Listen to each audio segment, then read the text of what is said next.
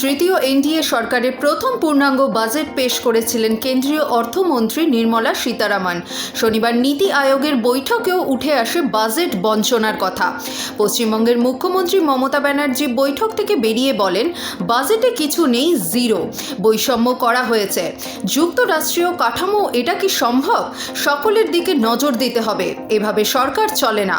100 দিনের কাজের টাকা বকেয়া রয়েছে। এসব বলতে মাইক বন্ধ করে দেওয়া হয়েছে। আমাকে 5 মিনিটও বলতে দেওয়া হয়নি। আমার মাইক বন্ধ করে দেওয়া অত্যন্ত অপমানজনক। আর কোনোদিনও বৈঠকে অংশ নেব না। তারা কিন্তু কেউ 15 মিনিট বলেছে, কেউ 16 মিনিট বলেছে, কেউ 17 মিনিট বলেছে, কেউ 20 মিনিট বলেছে। আর আমারটা যেই 5 মিনিটে পড়তে যাবে, সঙ্গে সঙ্গে বেল টিপে টিপে টিপে টিপে স্টপ স্টপ স্টপ। আচ্ছা ঠিক আছে, স্টপিং। আগামী মাসে ইউক্রেন যাচ্ছেন মোদি। বিদেশ মন্ত্রকের একটি সূত্র জানাচ্ছে, রাশিয়ার সঙ্গে যুদ্ধে ইতি টানার প্রতিক্রিয়া নিয়ে ইউক্রেনের প্রেসিডেন্ট ভলোদিমির জেলেনস্কির সঙ্গে আলোচনা হতে পারে প্রধানমন্ত্রীর। পাশাপাশি দ্রুত যুদ্ধবিরতির জন্য কিয়েভ ও মস্কোর মধ্যে দূতের ভূমিকায় অবতীর্ণ হতে পারেন মোদি। তাৎপর্যপূর্ণভাবে চলতি মাসেই 2 দিনের সফরে মস্কোয় গিয়ে পুতিনকে আলিঙ্গন করেন মোদি। ক্ষুব্ধ জেলেনস্কি বলেছিলেন, বৃহত্তম গণতন্ত্রের প্রধানমন্ত্রী একজন যুদ্ধাপরাধীকে আলিঙ্গন করেছেন। শান্তি প্রতিক্রিয়ার পক্ষে এটা বিরাট ধাক্কা। সুরা প্রেমীদের জন্য খারাপ খবর, পুজোর আগে বাড়তে পারে মদের দাম। দেশে তৈরি বিদেশি মদ ও বিয়ারের দাম বৃদ্ধির জন্য আবকারি দফতরের কাছে মদ প্রস্তুতকারী সংস্থাগুলি আবেদন জানিয়েছে বলে সূত্রের খবর। পাশাপাশি রাজ্য আবকারি শুল্ক বাড়তে পারে। দুটি বিষয় যদি কার্যকর হয়, সেক্ষেত্রে আগস্ট মাসের মাঝামাঝি থেকে রাজ্যে বাড়তে পারে মদের দাম। এ প্রসঙ্গে বলে রাখা দরকার, গত অর্থবর্ষে মদ থেকে রেকর্ড আয় করেছিল রাজ্য।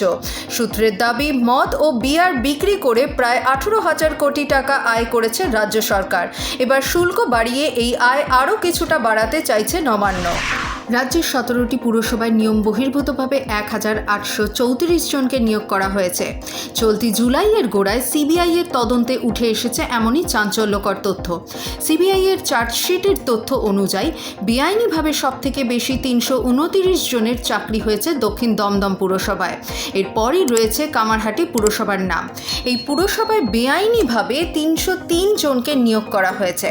পুরো নিয়োগ দুর্নীতির তালিকায় তৃতীয় বরানগর পুরসভা। পুরো নিয়োগ দুর্নীতিতে এখনও তদন্ত চলছে সিবিআইয়ের। ফলে পরবর্তী সময়ে এই মামলায় অতিরিক্ত চার্জশিটও পেশ করা হতে পারে বলে জানিয়েছে সিবিআই।